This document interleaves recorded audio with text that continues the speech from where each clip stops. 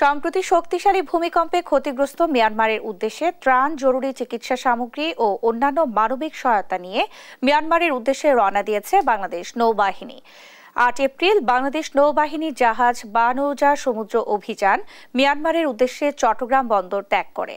Captain Mohammad Arif হোসেনের নেতৃত্বে জাহাজটি প্রায় ১২০ মেট্রিক টন ত্রাণ সহ মিয়ানমারের উদ্দেশ্যে যাত্রা করে। সেখানে বাংলাদেশের পক্ষ থেকে মিয়ানমার সরকারের প্রতিনিধি দলের কাছে আনুষ্ঠানিকভাবে ত্রাণ সামগ্রী হস্তান্তর করা হবে। ১১ এপ্রিল মিয়ানমারের ইয়াঙ্গুন বন্দরে জাহাজটি পৌঁছাবে বলে আশা করা হচ্ছে। অন্তর্বর্তীকালীন সরকারের মাননীয় প্রধান উপদেষ্টার নির্দেশনায় সশস্ত্র বাহিনী বিভাগের পৃষ্ঠপোষকতা ও সার্বিক তত্ত্বাবধানে এই সহায়তা কার্যক্রম বাস্তবায়িত হচ্ছে।